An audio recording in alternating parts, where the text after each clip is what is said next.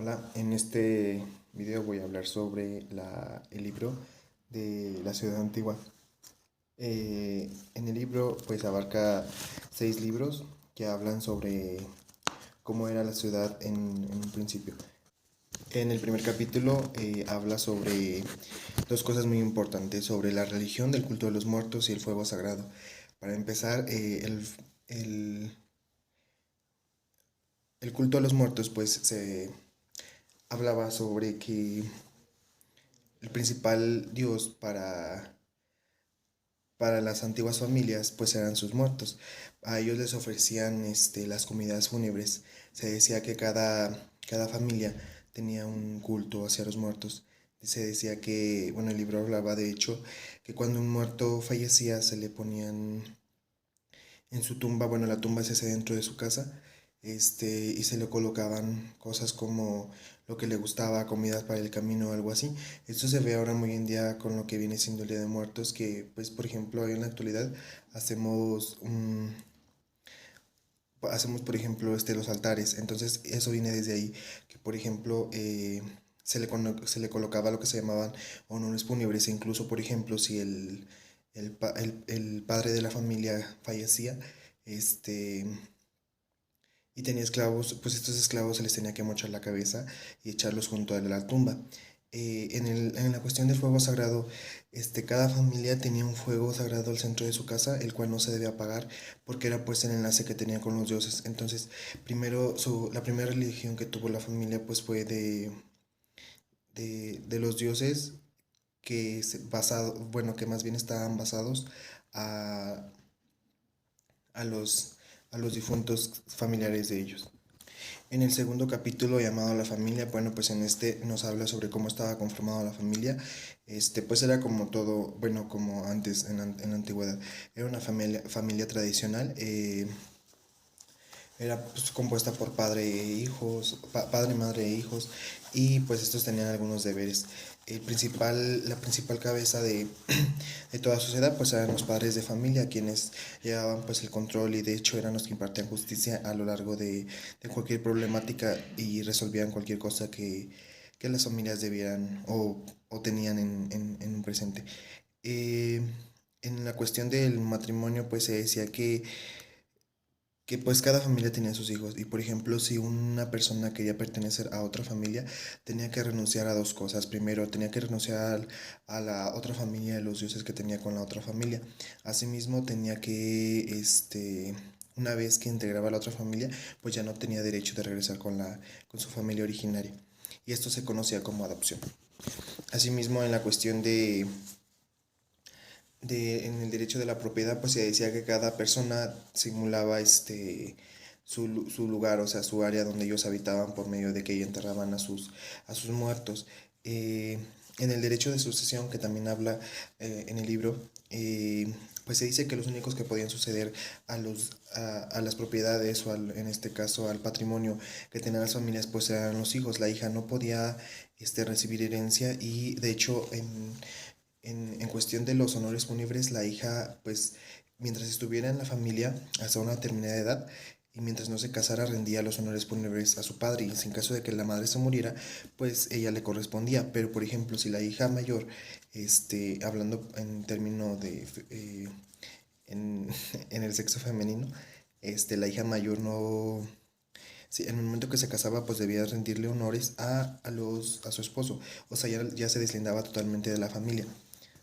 Asimismo, pues en un principio, pues el testamento no era como tal algo legal, hasta que después, pues tuvo como una cierta revolución de cambios que conllevó a que esto fuera, por así decirlo, bueno, es que aquí la cuestión era que por lógica, el hijo mayor era quien sucedía al patrimonio del papá en caso de que muriera. Y en caso de que esta persona, una familia, no pudiera tener hijos, se le pasaban al hermano mayor.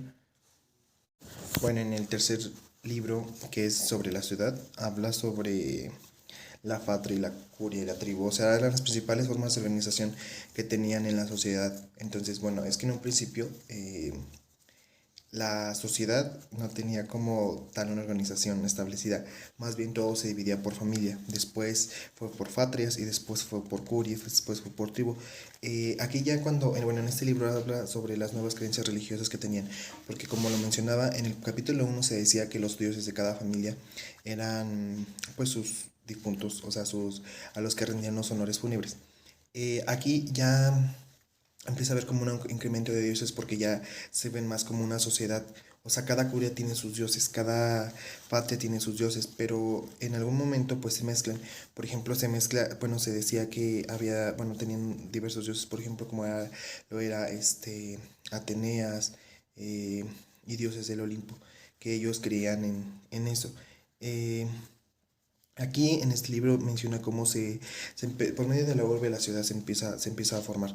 Eh, y pues la ciudad empieza, como lo mencionaba anteriormente, empieza a tener nuevas religiones, más bien las familias que estaban acostumbradas a tener una sola religión, empiezan a tener nuevas religiones, a creer en los dioses que entre todos pues empezaron a determinar. No dicen exactitud cómo nacen esos dioses, pero más bien es como que le atribuyen ciertas acciones a cada dios y cada uno tiene su función en cada ciudad. Pues después ya de esto, de formar una ciudad, se da lo que es la monarquía. Ya cuando se tiene un rey, se hacen pues rituales en honores a los dioses que él tiene. El rey es la máxima autoridad que existe en la ciudad. Hay ciertas relaciones también entre las ciudades, porque no solamente se forma una ciudad, se empiezan a formar diversas ciudades debido a los grupos que están en determinadas partes del mundo, principalmente en Grecia y en Roma, que son los que se empiezan a formar, y pues hay incluso hasta guerras entre ellas mismas. En el segundo libro, perdón, es el cuarto libro que habla sobre las revoluciones. Bueno, pues en este nos habla sobre los patricios y los plebeyos. Los patricios, pues en Roma son las familias que tienen más estatus, bueno, se consideran como las principales familias. Ellas son los que tienen más autoridad, más prestigio en Roma. De hecho, bueno, ya después de mucho tiempo perdieron mucho estatus, pero no tanto por el aspecto económico, sino más bien porque eh, ellos, bueno, eran muy pocos en cantidad de personas, más bien pues, había más plebeyos que patricios. Entonces, después de, bueno, aquí hubo una gran revolución porque al principio los plebeyos pues eran cero a la izquierda, o sea, no tenían como derechos y obligaciones, eran como ahorillados por los patricios. Después de eso se formó la Concilia Plebis, que era una bueno, primero bueno, eran las asambleas donde se pedía justicia y así, pero después se perdió como el fin para lo que eran creadas, más bien se trató como de hacer revolución, tanto que en algunas ocasiones los plebeyos tuvieron más jerarquía que los patricios. Eh, hubo diversas revoluciones. La primera fue cuando se despoja a los reyes de la autoridad pública, o sea, que es cuando cae la monarquía. Realmente no, pues, debido a estas revoluciones de que no están de acuerdo cómo se gobierna, de que los plebeyos los dejan a un lado, de que en las curias no se aplican el derecho tal como debe de ser, pues hay esta inconformidad y por eso se dan las revoluciones. Eh, otro punto también que es importante mencionar es sobre la clientela. La clientela, ¿quién eran? Pues eran todos esos extranjeros que llegaban a Roma a vivir. Incluso no eran plebeyos ni patricios, más bien los adoptaba un pater familias que, que hablaba, ¿cuál que hablaba? Que los adoptaba y les daba pues, ciertos derechos a ejercer dentro de Roma. Eh, otra cosa, pues también que hubo cierta aristocracia. eh, Otra cosa también era de o sea, que toda la sociedad se conocía como gens, que era pues cierta característica del derecho romano que se le daba a todas las personas de la sociedad. Bueno, y por último, los últimos capítulos del libro es el del desaparece el régimen municipal. Bueno, pues después de que primero se tuvo una monarquía, después se tuvo una, una dinastía y después un imperio. Y después, bueno, el último libro habla sobre que desaparece el régimen municipal. Más bien aquí tuvo un impacto lo que es la filosofía, porque es la que cambia las reglas de la política. También está lo de la conquista romana. Aquí pues se cambia la cultura totalitaria de Roma, más bien Grecia. Bueno, es que supuestamente Roma no es como tal no es original, porque cuando hubo la expulsión en Grecia, mm, Eneas fue el que fundó Roma, y Eneas es de origen griego, entonces, perdón, sí, sí, griego, entonces, pues no es como tal originaria, porque al final de cuentas no hay alguien que sea 100% romano. En la historia se dice bueno, la historia de la fundación de Roma habla sobre que fue fundada por Remo y Rómulo y Remo, que fueron, bueno, sobre la leyenda, que fueron alimentados por una loba, después Rómulo mata a Remo, viceversa, no recuerdo. Eh, entonces, como tal, pues o hay una conquista donde se unifican. Entonces aquí ya entra la filosofía y el cristianismo como tal.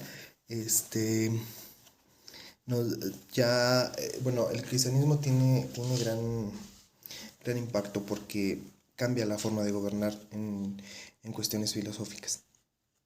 En sí, el libro nos habla sobre las diversos acontecimientos que pasaron en Roma y en Grecia, cómo ha cambiado la, la vida y cómo se manejan las sociedades. Se empezó a manejar las sociedades desde ese entonces hasta ahora. Yo en mi opinión creo que es un muy buen libro. Pues como que todo tiene base, ¿no? Base de todo lo que el libro habla, tiene una base de lo que es hoy en la actualidad. Por ejemplo, de los honores fúnebres. Ahora comprendemos por qué se tiene la tradición del Día de Muertos, por qué existe incluso el machismo. Por ejemplo, desde ese entonces se discriminaba pues la cuestión de la mujer al no poder recibir una herencia, al no poder ejercer derecho de sucesión, al no tener cargos. Realmente, por ejemplo, hasta los dioses solamente eran hombres. Entonces todo eso genera que hoy en la actualidad pues nos aferremos a cierta manera, porque pues al final de cuentas todo tiene un porqué. Y bueno, pues en este libro nos cuenta el porqué de las cosas. También, pues también nos hablan sobre las formas de gobierno que había antes. O sea, había sobre la monarquía, había un cónsul, había las magistraturas. En un principio, por ejemplo, en el caso de la justicia, en un principio, en los inicios de la ciudad, cuando todavía todos se organizaban por medio de familias, se, se, la justicia se impartía por el padre. Después ya se implementó el Senado, la monarquía, perdón, las magistraturas, los cónsules. Cada uno tenía funciones diferentes. En esta, pues en se basaban en códigos, en constituciones, como las leyes de las 12 tablas, que más bien la función de las 12 tablas escritas, más bien era regular. Su función y su propósito fue regular la conducta de los ciudadanos romanos en Roma en esa época. Bueno, pues es un breve resumen de todo lo que habla el libro. Es muy extenso, la verdad. La verdad sí habla mucho pues profundiza mucho sobre las características que tuvo la primera ciudad antigua. Bueno, lo que era una ciudad en Roma y en Grecia. Habla sobre cómo toda la evolución que tuvo, en el aspecto social, político, económico, civil, familiar, incluso hasta, pero más importante, formuliza más en la parte del derecho, cómo ha implementado la forma de organización y las formas en que este, regulan las conductas de la humanidad desde la época de los romanos. Es todo, gracias.